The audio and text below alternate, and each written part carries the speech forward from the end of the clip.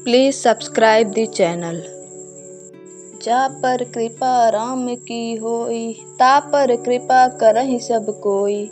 जिनके कपट दंभ न माया, तिनके हृदय बसहु रघुराया। भगवान श्री रामचंद्र जी और बालाजी हनुमान जी की कृपा का चमत्कार है कि आज बागेश्वर धाम सरकार, जहां आज के समय में लाखों लोग अपनी अनेक समस्याओं को लेकर जाते हैं। कोई बीमारी से परेशान है, कोई भूत प्रेत से, तो कोई संतान की कामना लेकर आता है। किसी को नौकरी चाहिए तो किसी का मन शांत नहीं है, किसी के घर में अशांति है तो किसी की शादी नहीं हो रही है, और भी न जाने कितनी समस्याएं लेकर लाखों लोग बागेश्वर धाम जाते हैं। और भगवान श्री राम जी और उनके अनन्य भक्त श्री बालाजी हनुमान जी महाराज की कृपा से उन सभी की मनोकामनाएं पूर्ण भी होती है। संत धीरेन्द्र कृष्ण शास्त्री जी, जो बागेश्वर धाम में श्री बालाजी हनुमान जी की कृपा से सभी की मनोकामनाएं पूर्ण होने का आशीर्वाद देते हैं। मध्य प्रदेश के बुंदेलखंड में स्थित संत धीरेन्द्र कृष्ण शास्त्री जी का आश्रम चित्रकूट जिले के ग्राम गढ़ा में बागेश्वर धाम के नाम से प्रसिद्ध है। वेद, पुराण और देवी देवताओं की सबसे पवित्र भूमि हमारे भारत देश में पिछले कई सालों में ऐसे कई महान फूल खिले हैं जिनकी सुगंध से मानव समाज को एक नई प्रेरणा मिली, मार्गदर्शन मिला और वे प्रफुल्लित हुए हैं। आज हम आपसे ऐसे ही एक महान संत के बारे में बात कर रहे हैं जिनको यह संसार श्री बागेश्वर धाम के पीठाधीश्वर संत श्री धीरेन्द्र शास्त्री जी के नाम से जानते हैं। आश्चर्य की बात तो यह है कि श्री धीरेन्द्र कृष्ण शास्त्री जी कैसे लोगों के बिना बताए ही उनकी समस्या को जान जाते हैं, और बिना लोगों के बताए ही उनकी समस्या पहले ही संत धीरेन्द्र कृष्ण शास्त्री जी द्वारा पर्चे पर लिख दिया जाता है। और संत धीरेन्द्र कृष्ण शास्त्री जी सिर्फ उनकी समस्याएं ही नहीं लिखते, बल्कि उन्हें देखे बिना ही उनका भूत, वर्तमान और भविष्य जान जाते हैं, और सबके सामने उन्हें पढ़कर भी बताते हैं, और उनकी समस्याओं का समाधान भी बताते हैं, और उन्हें आशीर्वाद भी देते हैं। और ये सब श्री बागेश्वर धाम सरकार के पीठाधीश्वर श्री संत धीरेन्द्र शास्त्री जी बिना किसी शुल्क के करते हैं। इसके लिए आपको कोई भी फीस नहीं देनी पड़ती। भारत के विभिन्न राज्यों से लोग बागेश्वर धाम के पीठाधीश्वर धीरेन्द्र शास्त्री जी से मिलने पहुंचते हैं। वो अपना पर्चा बनवाकर अपनी समस्याओं का निवारण की आस लेकर आते हैं। ऐसे में काफ़ी लोगों के मन में और आपके मन में भी यह जिज्ञासा हो रहा होगा कि आखिर बागेश्वर धाम में किस तरह से टोकन मिलता है, कैसे अर्जी लगाई जाती है। इसके बारे में हम आगे वीडियो में जानेंगे। इसके पहले हम ये जान लेते हैं कि आखिर धीरेन्द्र शास्त्री जी हैं कौन, उनका बचपन कैसा था, उनका परिवार कैसा था और उनका जन्म कब हुआ। तब तक अगर अभी तक आपने इस चैनल को सब्सक्राइब नहीं किया है तो प्लीज़ इसे सब्सक्राइब भी कर लीजिए, क्योंकि आपका एक सब्सक्राइब हमें ऐसी ही वीडियो बनाने के लिए प्रेरित करता है। So please subscribe the channel. गढ़ा गांव के बाहर के भाग में ही एक प्राचीन मंदिर स्थित है। इस मंदिर में स्वयं बालाजी हनुमान जी विराजित हैं और बागेश्वर महादेव का भी स्वरूप विराजमान है। कहा जाता है कि इस मंदिर के जो पुजारी थे वो संत श्री धीरेन्द्र शास्त्री जी के दादा पंडित सेतुलाल गर्ग जी थे, और यह कार्य उनके परिवार में कई पीढ़ियों से चलता चला आ रहा है। संत धीरेन्द्र शास्त्री जी बचपन से ही अपने दादाजी के साथ इस मंदिर में रहा करते थे। धीरेन्द्र शास्त्री जी के बचपन का ज़्यादातर समय इस मंदिर में ही व्यतीत होता था। श्री बागेश्वर जी सरकार एवं बागेश्वर महादेव जी की कृपा पात्र संत धीरेन्द्र कृष्ण शास्त्री जी आखिर कैसे लोगों की समस्याओं को बिना बताए जान जाते हैं। इसी प्रश्न का उत्तर जानने के लिए हम उनके बचपन से अब तक के जीवन के बारे में जानने की कोशिश करते हैं। संत धीरेन्द्र कृष्ण शास्त्री जी के बचपन का ज़्यादा समय बालाजी हनुमान जी की सेवा में ही बीतता था। वे बालाजी हनुमान जी की सेवा करते, पूजा पाठ करते और अपने दादाजी के साथ ही मंदिर में रहते थे। पूज्य संत श्री धीरेन्द्र कृष्ण शास्त्री जी का कहना है कि उनके पूज्य गुरु जी ने उन्हें विशेष पूजा पाठ करना सिखाया, कुछ विशेष विद्या प्रदान की।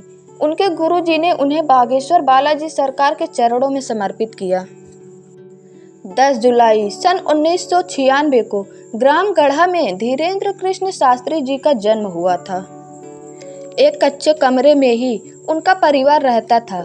पंडित श्री कृष्ण धीरेन्द्र शास्त्री जी के परिवार में उनके माता पिता और वे 3 भाई, जिनमें धीरेन्द्र शास्त्री जी सबसे बड़े थे। पंडित धीरेन्द्र कृष्ण शास्त्री जी का बचपन ईश्वर तंग गरीबी में व्यतीत हुआ, लेकिन उन्हें क्या पता था कि एक दिन वो बालाजी हनुमान जी की कृपा से मानव कल्याण का माध्यम बनेंगे। कर्मकांडी ब्राह्मण परिवार होने के कारण पूजा या अनुष्ठान कराने के बाद उन्हें जो भी दक्षिणा मिलती थी उसी से उनके परिवार का भरण पोषण होता था। एक तरफ इतनी गरीबी कि धीरेन्द्र शास्त्री जी के परिवार को कभी कभी भोजन भी नहीं मिलता था, वो भूखे ही रह जाते थे। और वहीं दूसरी तरफ संत श्री धीरेन्द्र शास्त्री जी की श्री बागेश्वर बालाजी हनुमान जी के चरणों में पूर्ण समर्पण की भावना, कड़ी मेहनत करना। ऐसा लगता था कि मानो भगवान स्वयं स्वर्ण की तरह निखारने के लिए परीक्षा की अग्नि में उन्हें तपा रहा था। ऐसा कहा जाता है कि धीरेन्द्र कृष्ण शास्त्री जी काफी समय तक अज्ञातवास में रहे और उसी अज्ञातवास में साधना के कठिन मार्ग पर चलते हुए धीरेन्द्र कृष्ण शास्त्री जी ने भगवत कृपा प्राप्त की। और उसी अज्ञातवास के बीच में ही उन्हें अपने पूज्य सद्गुरु भगवान, जो उनके वंशीय गुरु थे, जिनकी कृपा उनके परदादा जी पर भी थी, सद्गुरु सन्यासी बाबा की कृपा संत धीरेन्द्र कृष्ण शास्त्री जी पर भी हुई और उनके आशीर्वाद से संत धीरेन्द्र कृष्ण शास्त्री जी को भगवत कृपा की प्राप्ति हुई। और उसके बाद से ही पंडित श्री कृष्ण धीरेन्द्र शास्त्री जी श्री बागेश्वर धाम सरकार के नाम से जाने जाने लगे और जिनकी महिमा को देखकर लोग अचंभित हो जाते हैं, आश्चर्यचकित हो जाते हैं। आज देश और दुनिया के हजारों लाखों लोग अपनी समस्या लेकर यहाँ पर आते हैं और उनकी समस्या का समाधान भी होता है। तो आइए जानते हैं कि बागेश्वर धाम में टोकन कैसे मिलता है और आप अपनी अर्जी कैसे लगवा सकते हैं। बागेश्वर धाम में टोकन प्राप्त करने के लिए टोकन व्यवस्था को पहले समझना होगा। सबसे पहले बागेश्वर धाम समिति एक डेट निर्धारित करती है कि किस दिन टोकन डाले जाएंगे। टोकन बागेश्वर धाम पर ही डाले जाते हैं, इसलिए धाम पर जाना जरूरी है। उसके बाद टोकन प्राप्त करने के लिए एक पर्ची पर अपना नाम, पता, मोबाइल नंबर लिखना होता है और बागेश्वर धाम टोकन बॉक्स में डालना होता है। इस प्रक्रिया के माध्यम से जिसका नाम आता है उनसे बागेश्वर धाम के लोग सोशल मीडिया अकाउंट या फिर फोन कॉल से सूचित करते हैं। अगर आपके मन में यह प्रश्न उठ रहा है कि क्या टोकन लेने के लिए कोई पैसा देना पड़ता है या किसी प्रकार का शुल्क लगता है, तो आप जान लीजिए कि इसके लिए किसी भी प्रकार का कोई भी पैसा नहीं लगता है, यह बिल्कुल निःशुल्क है। और इस सूचना के हिसाब से जिसको भी बागेश्वर धाम में अपनी अर्जी लगवानी है उसे धाम पर आकर रंगीन कपड़े में एक नारियल बांधकर धाम के परिसर में रखना होता है। नारियल को बांधने वाले कपड़े के 3 रंग हो सकते हैं। आप लाल, पीले और काले कपड़े में नारियल को बांध सकते हैं। इन रंगों के अलग अलग अर्थ हैं। अगर आपकी अर्जी सामान्य है तो लाल कपड़े में नारियल बांधें। अगर शादी विवाह से जुड़ी अर्जी है तो नारियल को पीले कपड़े में बांधें और अगर अर्जी प्रेत बाधा से जुड़ी है तो नारियल को काले कपड़े में बांधें। और इसके बाद अर्जी लगने पर धीरेन्द्र शास्त्री जी अपनी कथा में उस व्यक्ति का नाम लेकर स्वयं बुलाते हैं और जब तक वह व्यक्ति धीरेन्द्र कृष्ण शास्त्री जी के पास पहुंचता है तब तक वो अपने पर्चे में उसकी समस्या को लिख देते हैं और लोगों के सामने उसे पढ़कर भी बताते हैं और आशीर्वाद स्वरूप उनकी समस्या का समाधान भी बताते हैं। अगर आप ये जानना चाहते हैं कि क्या आप घर बैठे भी अर्जी लगा सकते हैं या नहीं, तो हाँ, आप घर बैठे भी अर्जी लगा सकते हैं। जो लोग किसी कारण से बागेश्वर धाम नहीं आ सकते उनके लिए बागेश्वर धाम सरकार ने अपनी कथाओं में खुद उपाय बताया है कि बागेश्वर धाम में घर बैठे अर्जी लगाने के लिए एक लाल कपड़ा व नारियल लेना है। एक कागज पर अर्जी बांधकर ओम बागेश्वराय नमः का जाप पूरी एक माला करना है व उसी दिन से लहसुन प्याज छोड़ देना है। इस नारियल को आपने पूजा घर में रखना है। साथ ही ब्रह्मचर्य का पालन भी करना है जब तक कि अर्जी स्वीकार नहीं हो जाती। लोगों की इतनी आस्था है कि श्री बागेश्वर धाम सरकार को लोग भगवान मानने लगे हैं। अपनी समस्याओं से मुक्त हुए लोग संत धीरेन्द्र कृष्ण शास्त्री जी को भगवान मानते हैं।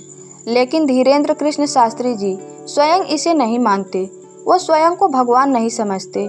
वे अपनी शक्तियों को, वे बालाजी सरकार की महिमा के अतिरिक्त और कुछ भी नहीं मानते।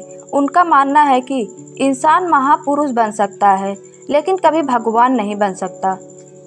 पूज्य संत श्री बागेश्वर धाम सरकार की भक्तों की हजारों की संख्या यहाँ अपनी समस्याओं को और अपनी भावनाओं को लेकर आते हैं और उन्हें उनकी समस्याओं का निराकरण भी यहाँ मिलता है, और वो भी बिल्कुल निःशुल्क। और यहाँ चल रहे भंडारे से उन्हें निःशुल्क प्रसाद भी मिलता है। जहाँ एक ओर संत श्री धीरेन्द्र कृष्ण शास्त्री जी अपनी दिव्य शक्तियों से लोगों के दुखों को दूर कर रहे हैं, वहीं दूसरी ओर सनातन संस्कृति का प्रचार, गौरक्षा और निर्धन कन्याओं का विवाह करना आदि के द्वारा समाज और लोगों का मार्गदर्शन भी कर रहे हैं। बागेश्वर धाम सरकार की चर्चा सिर्फ भारत में ही नहीं बल्कि विदेशों में भी हो रहा है। आज के समय में संत धीरेन्द्र कृष्ण शास्त्री जी महाराज सिर्फ भारत में ही नहीं बल्कि विदेशों में भी लोग उन्हें पसंद करते हैं। विदेशों में भी हजारों लोग उन्हें देखने आते हैं और उनसे अपनी समस्याएं बताकर उनसे मुक्ति पाते हैं। श्री बागेश्वर धाम सरकार जी विदेशों में भी कई जगह जाकर सनातन धर्म का प्रचार कर रहे हैं। वहाँ भी हजारों की संख्या में लोग उन्हें देखने और मिलने आते हैं। उनकी कथाएं जहाँ भी होती हैं, हजारों की संख्या में, लाखों की संख्या में लोग पहुँचते हैं। बागेश्वर बालाजी सरकार अपनी राम कथा और दिव्य दरबार को लेकर चर्चा में बने हुए हैं। और आज के समय में मंगलवार के दिन लाखों श्रद्धालु बागेश्वर धाम पहुंचते हैं और बागेश्वर बालाजी हनुमान जी का दर्शन करके लाल चुनरी में नारियल बांधते हैं। मैं आशा करती हूँ कि आपके मन में जो भी प्रश्न रहे होंगे उसका निवारण इस वीडियो से हो गया होगा। अब आपके मन में कोई भी प्रश्न नहीं होगा। अगर आपको यह वीडियो पसंद आई हो तो प्लीज़ इसे लाइक कीजिए और ज़्यादा से ज़्यादा शेयर कीजिए।